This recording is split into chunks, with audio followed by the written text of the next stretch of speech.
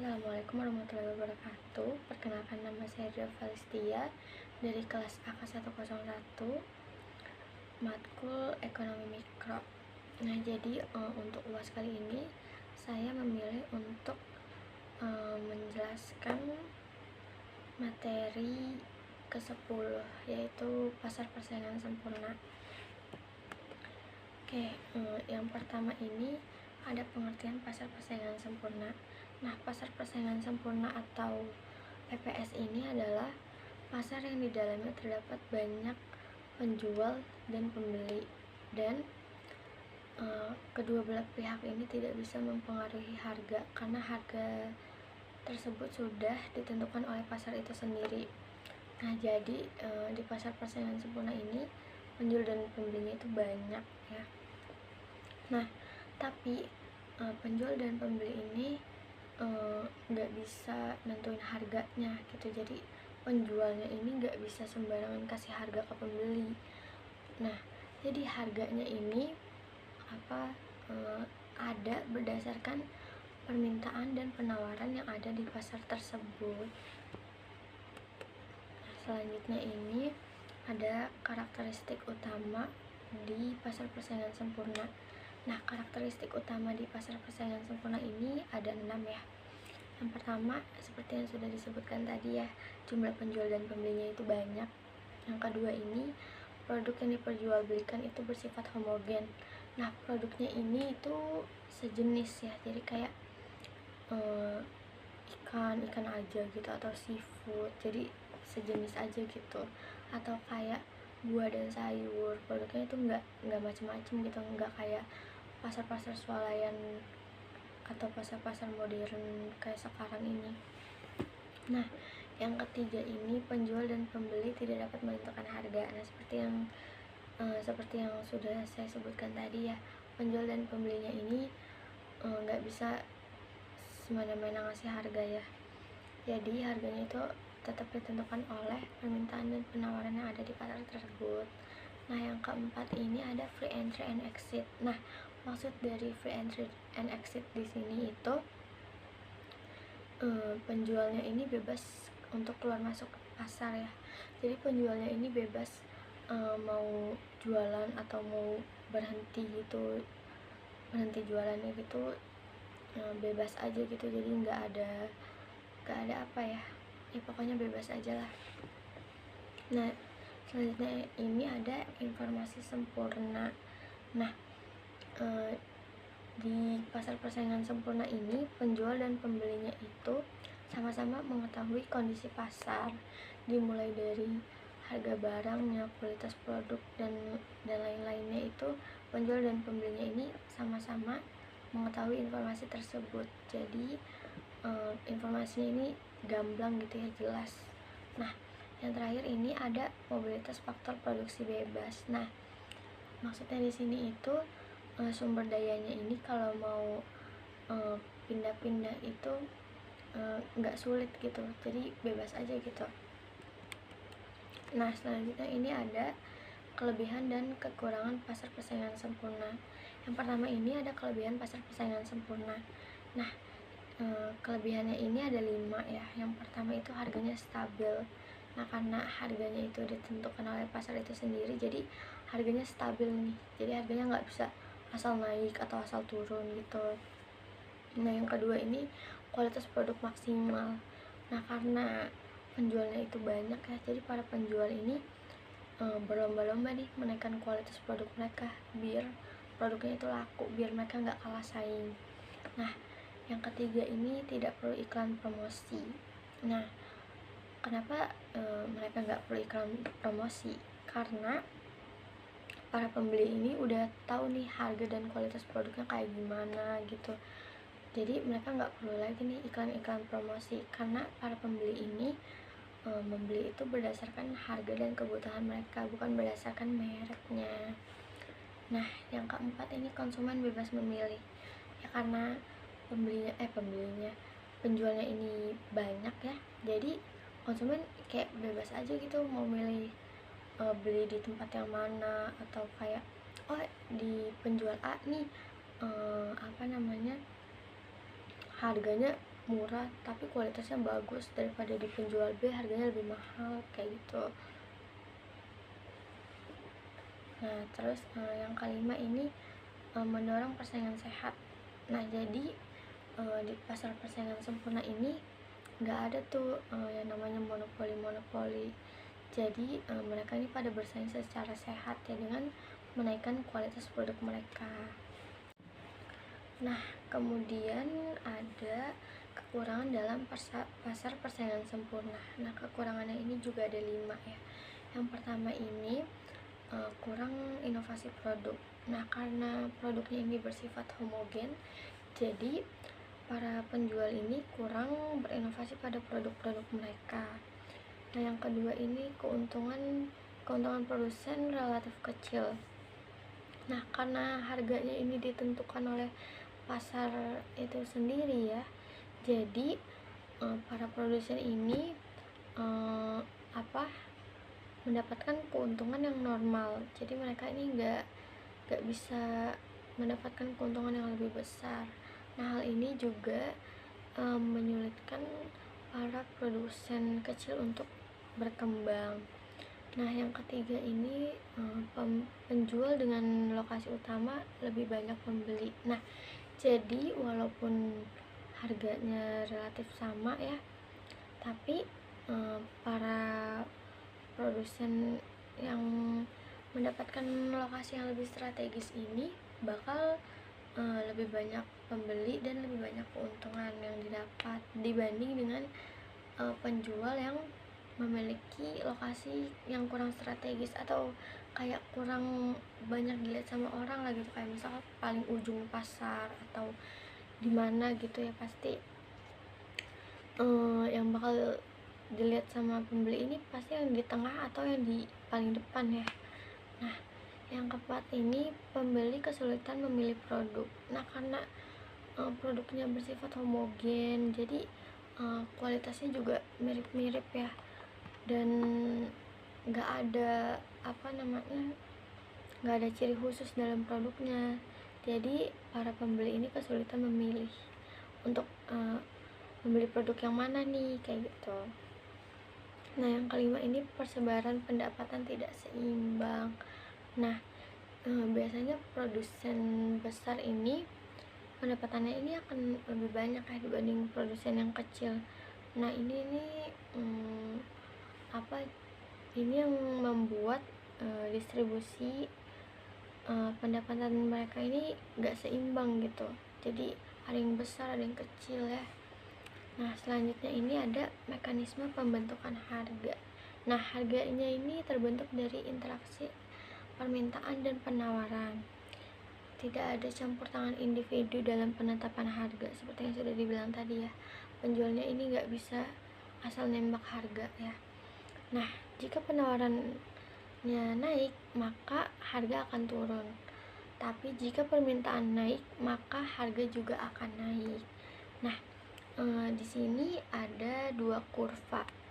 Nah di kurva yang sebelah kiri ini menjelaskan harga itu terbentuk karena adanya permintaan dan penawaran yang ada di dalam pasar tersebut. Nah yang di sebelah kanan ini itu kurva harga yang ada di perusahaan. Jadi perusahaan ini nggak bisa asal kasih harga. Jadi perusahaan ini hanya menerima harga yang sudah ada di pasar tersebut.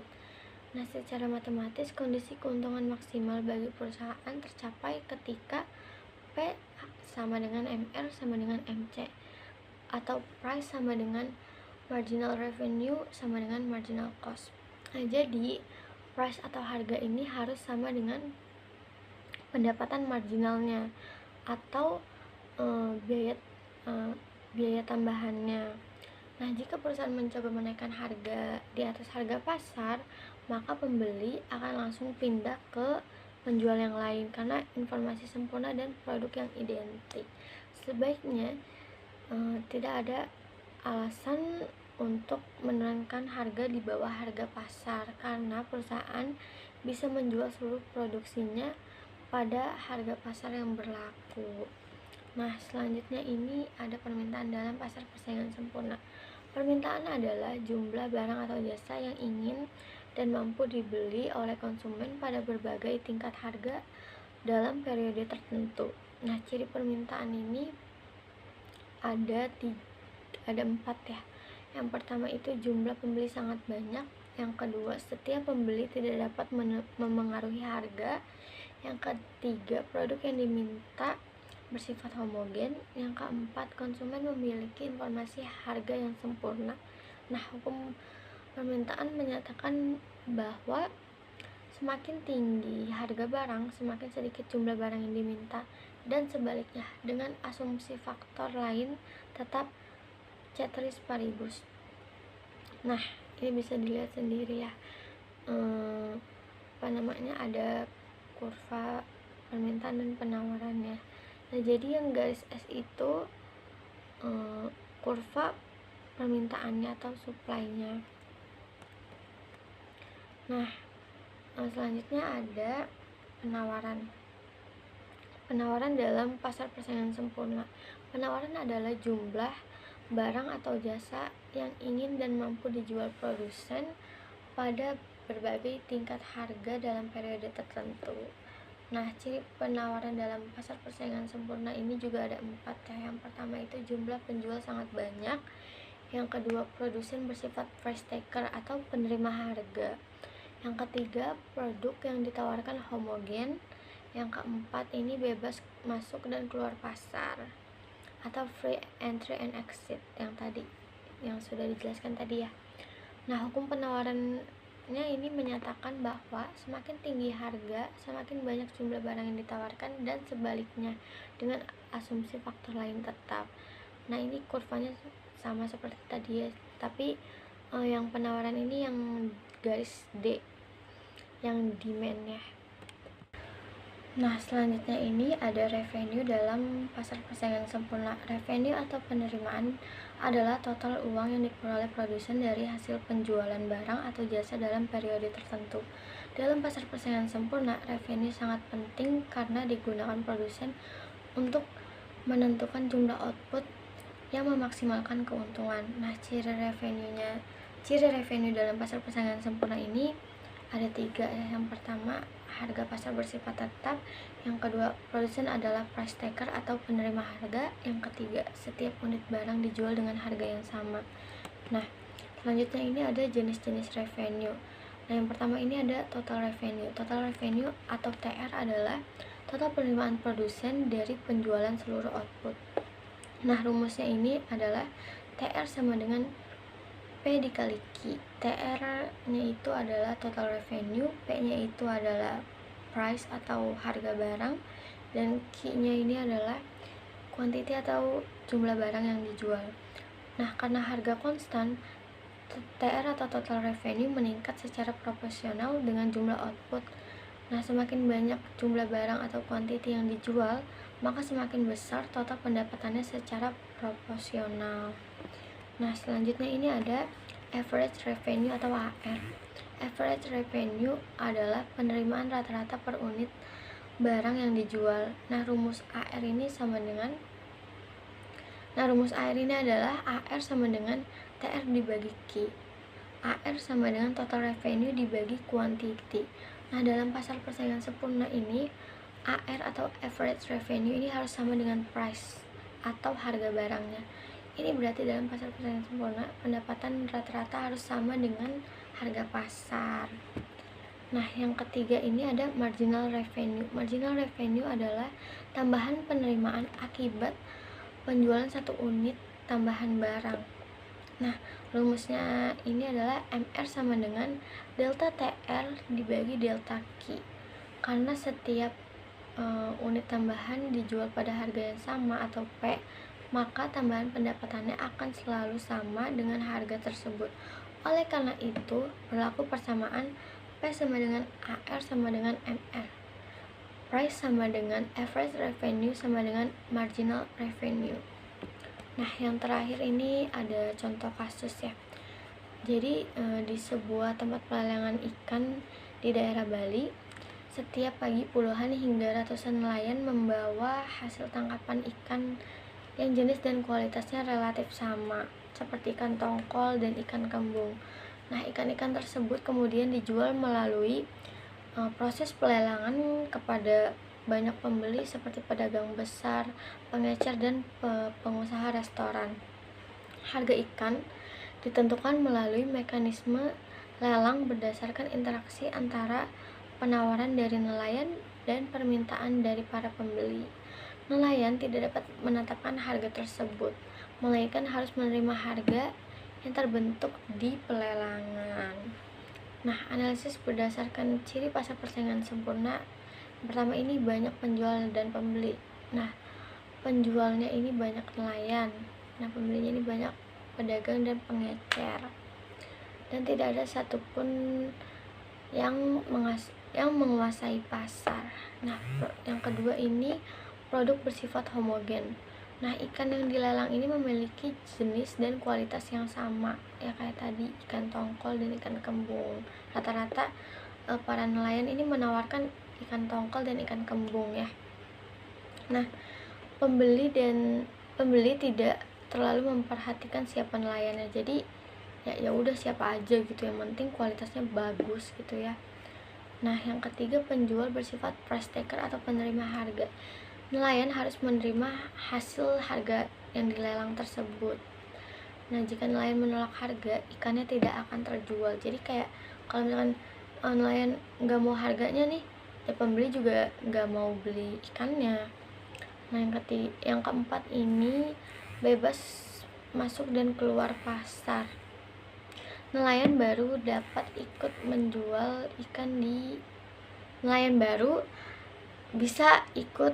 menjual ikan di TPI atau tempat pelelangan ikan.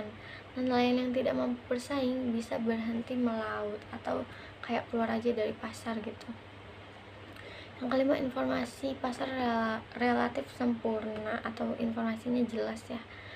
Nah, harga ikan diketahui oleh semua pelaku selama proses lelang berlangsung. Nah, biasanya pas proses lelang itu banyak orang gitu ya, kayak yang ada di drama Korea Our Blues gitu. Itu tuh kalau misalkan ada yang lelang itu banyak gitu.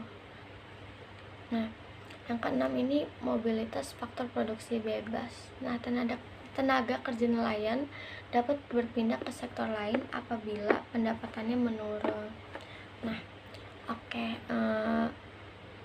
segitu saja yang bisa saya sampaikan ya mengenai materi pasar persaingan sempurna pada kali ini. Nah, apabila ada kesalahan kata, mohon maaf ya. Sekian dan terima kasih. Assalamualaikum warahmatullahi wabarakatuh.